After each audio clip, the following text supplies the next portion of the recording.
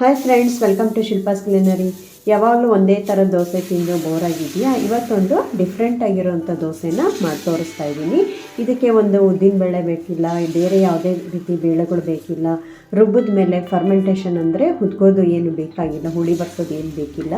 ಬೇಗನೆ ಮಾಡ್ಕೋಬೋದು. ಎರಡೇ ಎರಡು ಇಂಗ್ರೀಡಿಯೆಂಟ್ಸ್ನ ಉಪಯೋಗಿಸ್ಕೊಂಡು ಈ ದೋಸೆನ ಮಾಡೋವಂಥದ್ದು. ತುಂಬ ಆರೋಗ್ಯಕ್ಕೂ ಒಳ್ಳೆಯದು, ರುಚಿನೂ ತುಂಬ ಚೆನ್ನಾಗಿರುತ್ತೆ, ಮಾಡೋದು ತುಂಬ ಈಸಿ. ಆ ಥರದ್ದೊಂದು ದೋಸೆನ ನಾನು ಇವತ್ತು ನಮ್ಮ ವಿಡಿಯೋದಲ್ಲಿ ಮಾಡಿ ತೋರಿಸ್ತಾ ಇದ್ದೀನಿ. ಕೇವಲ 2 ಪದಾರ್ಥಗಳನ್ನ ಉಪಯೋಗಿಸ್ಕೊಂಡು ಈ ದೋಸೆ ಮಾಡೋವಂಥದ್ದು. ನೋಡಿ, ಈಗ ಈ ದೋಸೆನ ತಿಂಡಿಗೆ ಮಾಡ್ಕೋಬೋದು, ಇಲ್ಲ ಸಂಜೆ ತಿಂಡಿ ಮಾಡ್ಕೋಬೋದು. ಮೊದಲಿಗೆ ನಾನಿಲ್ಲಿ 2 ಬೌಲಷ್ಟು ದೋಸೆ ಅಕ್ಕಿನ ತೊಗೊಳ್ತಾ ಇದ್ದೀನಿ. 2 ಬೌಲ್ ಅಂದರೆ ಸುಮಾರು ಇಲ್ಲಿ 600 ಗ್ರಾಮ್ ಅಷ್ಟು ಅಕ್ಕಿ ಇದೆ.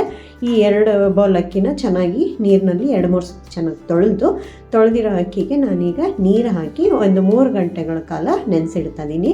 ನಾನು ಇವತ್ತು ಬೆಳಗ್ಗೆ ಬ್ರೇಕ್ಫಾಸ್ಟಿಗೆ 10 ಗಂಟೆಗೆ ಬೇಕು ಅಂತಂದರೆ ಬೆಳಗ್ಗೆನೇ ಬೇಗ ಎದ್ದು ನೆನೆಸ್ಬಿಟ್ರೆ ಆಗೋಗುತ್ತೆ ಬೇಗ. ಅಷ್ಟರೊಳಗೆ ನಾವಿಲ್ಲಿ ಒಂದು ಚಟ್ನಿ ಮಾಡ್ಕೊಳ್ಳೋಣ, ತೆಂಗಿನಕಾಯಿ ಚಟ್ನಿ. ಇದಕ್ಕೆ ನನಗೆ ಹೆಚ್ಚಿರುವಂಥ ತೆಂಗಿನಕಾಯಿ, 1 ಇಂಚು ಶುಂಠಿ, ಬೆಳ್ಳುಳ್ಳಿ, ಕೊತ್ತಂಬರಿ ಸೊಪ್ಪು, 1/4 ಕಪ್ಪಷ್ಟು ಹುರಿಗಡಲೆ, ಉಪ್ಪು, ಒಂದು 5ರಿಂದ 6 ಹಸಿರು ಮೆಣಸಿನ್ಕಾಯಿ ಮತ್ತು ಕರಿಬೇವಿನ ಸೊಪ್ಪು, ಇದಿಷ್ಟು ಇಟ್ಕೊಂಡು ನಾನು ಚಟ್ನಿ ಮಾಡಿ ತೋರಿಸ್ತಾ ಇದ್ದೀನಿ. ಮೊದಲಿಗೆ ನಾವು ಒಂದು ಪ್ಯಾನಲ್ಲಿ ಸ್ವಲ್ಪ ಎಣ್ಣೆ ಹಾಕಿ, ಈಗ ನಾನು ಒಂದು 4ರಿಂದ 5 ಹಸಿರು ಮೆಣಸಿನ್ಕಾಯಿನ ಮುರಿದ್ಬಿಟ್ಟು ಈ ಥರ ಹಾಕ್ಕೊಳ್ತಾ ಇದ್ದೀನಿ. ಮೆಣಸಿನ್ಕಾಯಿನ ಮುರಿದು ಹಾಕ್ಕೊಡಿ, ಆವಾಗ ಸಿಡಿಯೋದಿಲ್ಲ. ಹಾಕ್ಕೊಂಡು ಜೊತೆಗೆ ಸ್ವಲ್ಪ ಕರಿಬೇವಿನ ಸೊಪ್ಪು ಕೂಡ ಹಾಕ್ಕೊಂಡು ಚೆನ್ನಾಗಿ ಹುರಿತಾ ಇದ್ದೀನಿ. ಮೆಣಸಿನ್ಕಾಯಿ ಚೆನ್ನಾಗಿ ಚಟಪಟ ಅಂತ ರೋಸ್ಟ್ ಆಗೋವರೆಗೂ ಹುರ್ಕೊಂಡ್ರೆ ಆಮೇಲೆ ಆಫ್ ಮಾಡಿ ನಾನೀಗ ಮಿಕ್ಸಿ ಜಾರಿಗೆ ಶುಂಠಿ ಮತ್ತು ಬೆಳ್ಳುಳ್ಳಿ ಎರಡನ್ನೂ ಹಾಕ್ಕೊಳ್ತಾ ಇದ್ದೀನಿ. ನಿಮಗೆ ಅವೆರಡು ಬೇಡ ಅಂದರೆ ಸ್ಕಿಪ್ ಮಾಡ್ಬೋದು. ಆಮೇಲೆ ಹೆಚ್ಚಿದಂಥ ತೆಂಗಿನಕಾಯಿ ಪೀಸಸ್ಸು ಮತ್ತು ಹುರಿಗಡಲೆ 1/4 ಕಪ್ಪಷ್ಟು, ಆಮೇಲೆ ಹುರಿದಿಟ್ಟಿರೋಂಥ ಹಸಿರು ಮೆಣಸಿನ್ಕಾಯಿ, ಕರಿಬೇವಿನ ಸೊಪ್ಪು, ಆಮೇಲೆ ಸ್ವಲ್ಪ ಕೊತ್ತಂಬರಿ ಸೊಪ್ಪು ಮತ್ತು ರುಚಿಗೆ ತಕ್ಕಷ್ಟು ಉಪ್ಪು, ಒಂದು ಸ್ವಲ್ಪ ಹುಣಸೆಹಣ್ಣನ್ನು ಹಾಕ್ಕೊಂಡು ನೀರನ್ನ ಹಾಕ್ಕೊಳ್ತಾ ಇದ್ದೀನಿ. ನೀರು ನೋಡಿಕೊಂಡು ಹಾಕ್ಕೋಬೇಕು. ನಿಮ್ಮ ಚಟ್ನಿ ಅದ ಯಾವ ಥರ ಬೇಕೋ ಆ ಥರ ಮಾಡ್ಕೋಬೋದು. ಈಗ ನಾನು 2ನೇ ಸತಿ ಸ್ವಲ್ಪ ನೀರು ಹಾಕ್ಕೊಂಡು ರುಬ್ತಾ ಇದ್ದೀನಿ. ನೋಡಿ, ಈ ಥರ ತೆಂಗಿನಕಾಯಿ ಚಟ್ನಿ ರೆಡಿಯಾಗಿದೆ. ತುಂಬಾ ಚೆನ್ನಾಗಿರುತ್ತೆ. ಸೊಪ್ಪು ಹಾಕ್ಕೊಳ್ಳೋದ್ರಿಂದ ಮತ್ತು ಶುಂಠಿ ಹಾಕ್ಕೊಳ್ಳೋದ್ರಿಂದ ಟೇಸ್ಟು ಚೆನ್ನಾಗಿರುತ್ತೆ. ನೋಡಿ, ಒಂದು ಸತಿ ಈ ಥರ ಟ್ರೈ ಮಾಡಿ. ಬೇಡ ಅಂದರೆ ಶುಂಠಿ ಬೆಳ್ಳುಳ್ಳಿನ ನೀವು ಸ್ಕಿಪ್ ಮಾಡ್ಬೋದು, ತುಂಬ ಚೆನ್ನಾಗಿರುತ್ತೆ. ಗಟ್ಟಿಗಾದರೂ ಈ ಥರ ಇಟ್ಕೋಬೋದು ಚಟ್ನಿನ. ಇಲ್ಲಾಂದರೆ ಸ್ವಲ್ಪ ನೀರು ಹಾಕ್ಕೊಂಡು ಮಿಕ್ಸ್ ಮಾಡಿಕೊಂಡು ನಿಮ್ಮ ಕನ್ಸಿಸ್ಟೆನ್ಸಿ ಚಟ್ನಿ ಯಾವ ಥರ ಬೇಕೋ ಆ ಥರ ಮಾಡ್ಕೋಬೋದು. ಚಟ್ನಿ ರೆಡಿಯಾಗಿದೆ. ಇದಕ್ಕೊಂದು ಒಗ್ಗರಣೆ ಕೊಟ್ಬಿಡೋಣ.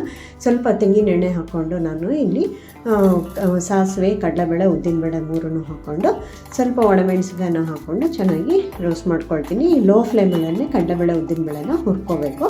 ಎಲ್ಲಾಗಿ ಚೆನ್ನಾಗಿ ಹುರ್ಕೊಂಡ್ಮೇಲೆ ಆಫ್ ಮಾಡಿ ಚೆನ್ನಾಗಿ ಅದು ಕಟುಮ್ ಅಂತ ಬರಬೇಕದು. ಕಡಲೆಬೇಳೆ, ಉದ್ದಿನಬೇಳೆ ಚೆನ್ನಾಗಿರುತ್ತೆ ಅವಾಗ ಚಟ್ನಿನಲ್ಲಿ ಸಿಕ್ಕಿದಾಗ. ಕೊಬ್ಬರಿ ಎಣ್ಣೆ ಹಾಕಿರೋದ್ರಿಂದ ತುಂಬ ಒಳ್ಳೆ ಫ್ಲೇವರ್ ಕೂಡ ಬರುತ್ತೆ ಇದಕ್ಕೆ. ಈಗ ನಮ್ಮ ತೆಂಗಿನಕಾಯಿ ಚಟ್ನಿ ರೆಡಿ ಇದೆ. ಈಗ 3 ಗಂಟೆ ನೆನೆಸಿರೋಂಥ ಅಕ್ಕಿ ರೆಡಿ ಇದೆ. ನೋಡಿ, ಚೆನ್ನಾಗಿ ನೆಂದಿದೆ ಅಕ್ಕಿ. ಈಗ ನೆಂದಿರೋ ಅಕ್ಕಿನ ನಾವು ರುಬ್ಕೊಳ್ಳೋ ಅಂಥದ್ದು. ಅದಕ್ಕೆ ಮುಂಚೆ ನಾನಿಲ್ಲಿ ಒಂದು ಸೌತೆಕಾಯಿನ ತೊಗೊಂಡಿದ್ದೀನಿ. ನಾವು ಇವತ್ತು ಮಾಡ್ತಾ ಇರೋದು ಸೌತೆಕಾಯಿ ದೋಸೆ.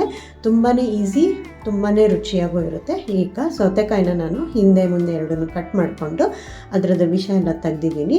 ನೋಡಿ, ಈ ಥರ ಬಳ್ಳಿ ತರಕಾರಿಗಳು ಏನೇನು ಇರುತ್ತಲ್ಲ, ಹೀರೆಕಾಯಿ, ಸೌತೆಕಾಯಿ, ಈ ಥರದ್ದೆಲ್ಲದನ್ನು ನಾವು ಕಟ್ ಮಾಡ್ಕೋಬೇಕು ಹಿಂದೆ ಮುಂದೆ. ಆಮೇಲೆ ವಿಷ ತೆಗೆದು ಈ ಥರ ಸಿಪ್ಪೆಲ್ಲ ತೆಗೆದು ಬಳಸುವಂಥದ್ದು, ಆವಾಗ ಕಹಿ ಬರೋದಿಲ್ಲ ಅಂತ. ಈಗ ನಾನು ಸೌತೆಕಾಯಿನ ಎಲ್ಲ ಸಿಪ್ಪೆ ಎಲ್ಲ ತೆಗೆದು ಈ ಥರ ಉದ್ದುದ್ದಕ್ಕೆ ಹೆಚ್ಚಿಟ್ಕೊಂಡು ಆಮೇಲೆ ಸಣ್ಣ ಪೀಸ್ಗಳಾಗಿ ಕಟ್ ಮಾಡ್ಕೊಳ್ತೀನಿ. ನೋಡಿ, ಈ ಥರ ಇಷ್ಟಿಷ್ಟು ಪೀಸ್ ಕಟ್ ಮಾಡಿಕೊಂಡ್ರೆ ಆಯಿತು.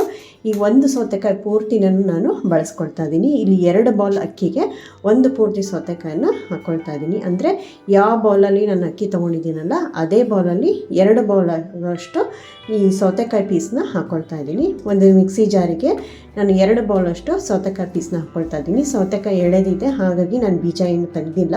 ಬೀಜ ಇದ್ದರೆ ಅದು ಬಲ್ತೋಗಿದ್ರೆ ಬೀಜನ ತೆಗೆದುಬಿಡಿ. ಆಮೇಲೆ ಒಂದು 2 ಹಸಿರು ಮೆಣಸಿನ್ಕಾಯಿ ಮುರಿದ್ಬಿಟ್ಟು ಹಾಕ್ಕೊಂಡು ಸ್ವಲ್ಪ ಕೊತ್ತಂಬರಿ ಸೊಪ್ಪನ್ನು ಹಾಕಿ ಚೆನ್ನಾಗಿ ರುಬ್ಕೊಳ್ತೀನಿ. ಇಲ್ಲಿ ನಾನು ನೀರು ಹಾಕ್ತಲೇ ರುಬ್ಕೊಂಡಿದ್ದೀನಿ. ಆಮೇಲೆ ನಾನಿಲ್ಲಿ ನೆನೆಸಿಟ್ಟಿರೋಂಥ ಅಕ್ಕಿನ ಸೇರಿಸ್ಕೊಳ್ತಾ ಇದ್ದೀನಿ. ನಾನು ಇಲ್ಲಿ 2 ಬೌಲ್ ಹಾಕಿರೋದ್ರಿಂದ 2 ಬ್ಯಾಚಲ್ಲಿ ರುಬ್ಕೊಳ್ತಾ ಇದ್ದೀನಿ ಅಕ್ಕಿನ. ಫಸ್ಟ್ ಬ್ಯಾಚಲ್ಲಿ ಈ ಥರ ಅಕ್ಕಿ ಹಾಕ್ಕೊಂಡು ಚೆನ್ನಾಗಿ ನುಣ್ಣಕ್ಕೆ ರುಬ್ಬಬೇಕು. ನೀವು ದೋಸೆ ಹಿಟ್ಟಿಗೆಲ್ಲ ಹಿಂಗೆ ರುಬ್ತಿರಲ್ಲ ಹಾಗೆ ನೈಸ್ ಪೇಸ್ಟಾಗಿ ರುಬ್ಬಬೇಕು. ಬ್ಯಾಟರ್ ಕನ್ಸಿಸ್ಟೆನ್ಸಿ ಬರಬೇಕು. ಆದರೆ ನೀರು ಹಾಕ್ಕೊಳ್ಳೋದೇ ಬೇಡ. ಸೌತೆಕಾಯಿನಲ್ಲೇ ನೀರಿರೋದ್ರಿಂದ ನೀವು ನೀರು ಹಾಕ್ಕೊಳ್ಳೋದಲ್ಲೇ ರುಬ್ಬಬೇಕು. ಈಗ ಸೆಕೆಂಡ್ ಬ್ಯಾಚಲ್ಲಿ ಮಿಕ್ಕಿರೋಂಥ ನೆಂದಿರೋ ಅಕ್ಕಿನ ನಾನು ಹಾಕ್ಕೊಂಡು ಸ್ವಲ್ಪ ನೀರು ಹಾಕ್ಕೊಂಡು ನಾನು ನುಣ್ಣಕ್ಕೆ ರುಬ್ತಾ ಇದ್ದೀನಿ. ನೋಡಿ, ಸೇಮ್ ದೋಸೆ ಹೆಂಗೆ ರುಬ್ತೀವಲ್ಲ ಹಾಗೇ ರುಬ್ಬಿಟ್ಟು ಈ ಹಿಟ್ಟಿಗೆ ಸೇರಿಸ್ಕೊಳ್ತಾ ಇದ್ದೀನಿ. ಆದಷ್ಟು ಕಡಿಮೆ ನೀರನ್ನು ನಾನು ಹಾಕಿ ರುಬ್ಬಿದ್ದೀನಿ. ಆಮೇಲೆ ಬೇಕಂದರೆ ನಾವು ನೀರನ್ನು ಸೇರಿಸ್ಕೊಳ್ಳೋಣಂತೆ. ಈಗ ಚೆನ್ನಾಗಿ ಹಿಟ್ಟನ್ನೆಲ್ಲ ಎರಡು ಸರಿ ರುಬ್ಬಿರೋಂಥ ಹಿಟ್ಟನ್ನು ನೀಟಾಗಿ ಮಿಕ್ಸ್ ಮಾಡ್ಕೊಂಡಿದ್ದೀನಿ. ನೋಡಿ ಹಸಿರಾಗಿ ಎಷ್ಟು ಚೆನ್ನಾಗಿ ಬಂದಿದೆ, ನ್ಯಾಚುರಲ್ ಕಲರು ಸೌತೆಕಾಯಿದು. ಈಗ ಅದಕ್ಕೆ ಒಂದು ಸ್ಪೂನಷ್ಟು ಉಪ್ಪನ್ನು ಸೇರಿಸ್ಕೊಂಡಿದ್ದೀನಿ. ನೋಡಿ ಇಲ್ಲೇನು ಸೋಡಾ ಏನು ಬಳಸ್ತಾ ಇಲ್ಲ. ಈಗ ನಾನು 2 ಗ್ಲಾಸಷ್ಟು ಅಂದರೆ 800 ml, 1 ಗ್ಲಾಸ್ 400 ml ಇದೆ, 2 ಗ್ಲಾಸ್ 800 ml ಅಷ್ಟು ನೀರನ್ನ ಹಾಕ್ಕೊಳ್ತಾ ಇದ್ದೀನಿ. ಈಗ ನೀರು ಹಾಕಿ ಚೆನ್ನಾಗಿ ಮಿಕ್ಸ್ ಮಾಡಿಕೊಂಡು ದೋಸೆ ಹಿಟ್ಟನ್ನು ರೆಡಿ ಮಾಡ್ಕೊಂಡಿದ್ದೀನಿ. ನಮ್ಮ ದೋಸೆ ಹಿಟ್ಟು ರೆಡಿಯಾಗಿದೆ. ನಾನು ಇಲ್ಲಿ ಕಬ್ಬಿಣದ ಕ್ಯಾಸ್ಟ್ ಐರನ್ ತವಾನ ಯೂಸ್ ಮಾಡ್ತಾಯಿದ್ದೀನಿ. ಫುಲ್ ಫ್ಲೇಮಲ್ಲಿ ಹಂಚನ್ನು ಚೆನ್ನಾಗಿ ಕಾಯಿಸಿ ನೀರನ್ನ ಹಾಕಿ ಅದನ್ನು ಟೆಂಪ್ರೇಚರ್ನ ಚೆಕ್ ಮಾಡಿ ಚೆನ್ನಾಗಿ ಕಾದಿರಬೇಕು. ಇದಕ್ಕೆ ಮಾತ್ರ ಫುಲ್ ಫ್ಲೇಮಲ್ಲಿ ಚೆನ್ನಾಗಿ ಕಾದಿರೋಂಥ ಹಂಚ ಮೇಲೆ ಈ ಹಿಟ್ಟನ್ನು ನಾವೇನು ಕಲಿಸ್ಕೊಂಡಿದ್ದೀವಲ್ಲ ಅದನ್ನು ಈ ಥರ ಸುರಿಬೇಕು. ನಾವೀಗ ರವೆ ದೋಸೆಗೆಲ್ಲ ಹೇಗೆ ಸುರಿತೀವಲ್ಲ ಅದೇ ಥರ ಇದಕ್ಕೂ ಸುರಿದ್ಬಿಟ್ಟು ಒಂದು 2 ನಿಮಿಷ ಆದಮೇಲೆ ಒಂದು 2 ಸ್ಪೂನಷ್ಟು ಎಣ್ಣೆ ಹಾಕಿ ಒಂದು 2 ನಿಮಿಷ ಹಾಗೆ ಬೇಯೋದಕ್ಕೆ ಬಿಡಬೇಕು. ಆಮೇಲೆ ತಿರುಗಿಸಿ ಆಮೇಲೆ ಒಂದು 2 ನಿಮಿಷ ಆದಮೇಲೆ ಮತ್ತೆ ತೆಗೆದ್ರೆ ದೋಸೆ ನೋಡಿ ಈ ಥರ ಗರಿಯಾಗೂ ಬರುತ್ತೆ, ತುಂಬ ಚೆನ್ನಾಗಿ ಬರುತ್ತೆ. ನೋಡಿ ಈ ಥರ ತೂತ ಎಲ್ಲ ಬಂದಿದೆ. ಸೇಮ್ ನೋಡೋದಕ್ಕೆ ರವೆ ದೋಸೆ ಥರನೇ ಅನಿಸುತ್ತೆ, ಆದರೆ ಸೌತೆಕಾಯಿ ಫ್ಲೇವರು ತುಂಬ ಚೆನ್ನಾಗಿ ಬರುತ್ತೆ. ಇದರಲ್ಲಿ ಹೈಲೈಟ್ ಆಗಿರುತ್ತೆ, ಫ್ರೆಶ್ನೆಸ್ ಫೀಲಿಂಗ್ ಕೊಡುತ್ತೆ. ಸೌತೆಕಾಯಿದು ಫ್ರೆಶ್ನೆಸ್ ಫೀಲಿಂಗ್ ಕೊಡುತ್ತೆ. ನಿಜವಾಗ್ಲೂ ತುಂಬಾ ಚೆನ್ನಾಗಿರುತ್ತೆ. ಟ್ರೈ ಮಾಡಿ ಇದನ್ನು. ಈಗ 2ನೇ ದೋಸೆಗೆ ಅದಕ್ಕೂ ಕೂಡ ಮತ್ತೆ ನಾನು ಒಂದು ಸ್ವಲ್ಪ ನೀರು ಚಿಮುಕಿಸಿ ಟೆಂಪ್ರೇಚರ್ನ ಸರಿ ಮಾಡಿಕೊಂಡು ದೋಸೆ ಕಾವಲಿದ್ದು ನಾನೀಗ ಮತ್ತೆ ಹಿಟ್ಟನ್ನು ಈ ಥರ ಸ್ಪ್ರೆಡ್ ಮಾಡ್ತಾ ಈ ಥರ ಸುರಿತಾ ಇದ್ದೀನಿ. ಮಾಮೂಲು ರೆಗ್ಯುಲರ್ ದೋಸೆ ಥರ ನಾವು ಸ್ಪ್ರೆಡ್ ಮಾಡಬಾರ್ದು. ಈ ಥರ ಸುರಿದ್ಬಿಟ್ಟು ಈ ಥರ ನೋಡಿ ಹಿಂಗೆ ಮಧ್ಯೆ ಕಣ್ಣು ಥರ ಎಲ್ಲ ಬಂದಿದೆಯಲ್ಲ, ಸೇಮ್ ರವೆ ದೋಸೆಗೆ ಹೆಂಗೆ ಹಾಕ್ತಿರೋ ಹಾಗೆ.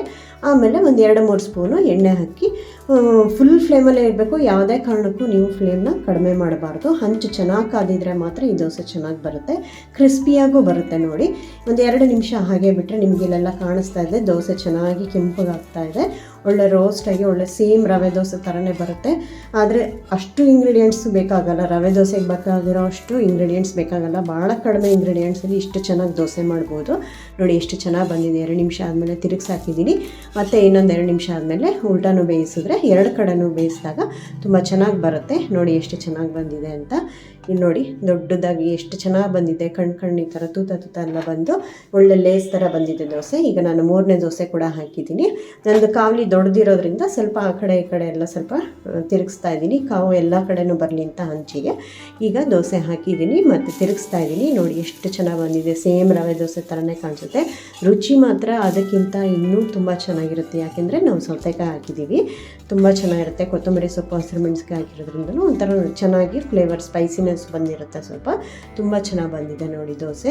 ಎಷ್ಟು ಬೇಕಾದರೂ ದೋಸೆ ಹಾಕೋಬೋದು. ಏನು ಇದಕ್ಕೆಲ್ಲ ನಾವು ಒದಗೋದಕ್ಕೆ ಅಂದರೆ ಫರ್ಮೆಂಟೇಷನ್ ಮಾಡೋದು ಬೇಕಿಲ್ಲ, ಏನಿಲ್ಲ. ನೋಡಿ ಎಷ್ಟು ಚೆನ್ನಾಗಿ ಬಂದಿದೆ ದೋಸೆ. ಮೇಲ್ಗಡೆ ಎಲ್ಲ ಕ್ರಿಸ್ಪಿಯಾಗಿ ಚೆನ್ನಾಗಿ ಬರುತ್ತೆ, ತುಂಬ ಚೆನ್ನಾಗಿ ಬಂದಿದೆ. ಇದನ್ನು ನೀವು ತೆಂಗಿನಕಾಯಿ ಚಟ್ನಿ ಮತ್ತು ಚಟ್ನಿ ಪುಡಿ ಬರುತ್ತಲ್ಲ ಅದನ್ನು ಕೂಡ ಹಾಕ್ಕೊಂಡು ತುಪ್ಪ ಹಾಕ್ಕೊಂಡು ತಿನ್ಬೋದು. ತುಂಬಾ ಚೆನ್ನಾಗಿರುತ್ತೆ. ನೋಡಿ ಈ ಥರ 3 ದೋಸೆ ಮಾಡಿದ್ದೀನಿ. ಇದನ್ನು ನೀವು ಲಂಚ್ ಬಾಕ್ಸಿಗೂ ಕೂಡ ಹಾಕಿ ಕೊಟ್ಟು ಕಳಿಸ್ಬೋದು. ಸೌತೆಕಾಯಿ ಹಾಕಿರೋದ್ರಿಂದ ಆರೋಗ್ಯಕ್ಕೂ ಒಳ್ಳೆಯದು ಮತ್ತು ಟೇಸ್ಟು ಡಿಫ್ರೆಂಟಾಗಿರುತ್ತೆ. ಒಂದೇ ಥರ ದೋಸೆ ತಿಂದು ಬೋರಾಗಿದ್ದರೆ ಈ ಥರ ಮಾಡ್ಕೋಬೋದು. ಕಲರ್ ನೋಡಿದ್ರೆ ಎಲ್ಲರಿಗೂ ಖುಷಿನೇ ಆಗುತ್ತೆ, ಇದೇನು ಗ್ರೀನ್ ಕಲರ್ ದೋಸೆ ಬಂದಿದೆಯಲ್ಲ ಅಂತ. ತುಂಬ ಡಿಫ್ರೆಂಟಾಗೂ ಇರುತ್ತೆ. ನಿಮಗೂ ಒಂಥರ ಹೊಸ ಥರ ದೋಸೆ ಮಾಡಿದ್ವಿ ಅಂತ ಅನಿಸುತ್ತೆ. ಬಟ್ ಟೇಸ್ಟ್ ಮಾತ್ರ ಹೇಳ್ತೀನಿ ತುಂಬಾ ಚೆನ್ನಾಗಿತ್ತು, ಅಲ್ಟಿಮೇಟ್ ಆಗಿತ್ತು ಟೇಸ್ಟು. ಕ್ರಿಸ್ಪಿಯಾಗೂ ಬರುತ್ತೆ, ಆಮೇಲೆ ಸಾಫ್ಟಾಗೂ ಬರುತ್ತೆ, ಮಧ್ಯದಲ್ಲಿ ಸಾಫ್ಟಾಗಿರುತ್ತೆ. ನೋಡಿ ತುಂಬ ಚೆನ್ನಾಗಿರುತ್ತೆ. ತೆಂಗಿನಕಾಯಿ ಚಟ್ನಿ ಜೊತೆ ಮತ್ತು ಚಟ್ನಿ ಪುಡಿ ತುಪ್ಪ ಜೊತೆ ಆರಾಮಾಗಿ ಇದನ್ನು ತಿನ್ಬೋದು. ಸಂಜೆ ತಿಂಡಿಗೂ ಕೂಡ ಮಾಡ್ಕೋಬೋದು. ತುಂಬಾ ಚೆನ್ನಾಗಿತ್ತು. ನೀವು ಒಂದ್ಸತಿ ಈ ರೆಸಿಪಿನ ಟ್ರೈ ಮಾಡಿ. ನೋಡಿ ಈ ಥರ ಎಷ್ಟು ಚೆನ್ನಾಗಿ ಬಂದಿದೆ. ನ್ಯಾಚುರಲ್ ಗ್ರೀನ್ ಕಲರು ಎಷ್ಟು ಚೆನ್ನಾಗಿ ಬಂದಿದೆ. ಮತ್ತು ಸೌತೆಕಾಯಿದು ಘಮ ಅಂತೂ ತುಂಬಾ ಚೆನ್ನಾಗಿ ಬರುತ್ತೆ ಪರಿಮಳ. ನೀವು ಒಂದ್ಸತಿ ಈ ರೆಸಿಪಿನ ಟ್ರೈ ಮಾಡಿ. ಈ ವಿಡಿಯೋ ಇಷ್ಟ ಆಗಿದ್ರೆ ಲೈಕ್ ಮಾಡಿ, ಶೇರ್ ಮಾಡಿ ಹಾಗೂ ನನ್ನ ಚಾನಲ್ನ ಸಬ್ಸ್ಕ್ರೈಬ್ ಮಾಡಿ. ಮತ್ತೆ ಮುಂದಿನ ವಿಡಿಯೋದಲ್ಲಿ ಸಿಗೋಣ. ಅಲ್ಲಿವರೆಗೂ take care, heat healthy. Thanks for watching.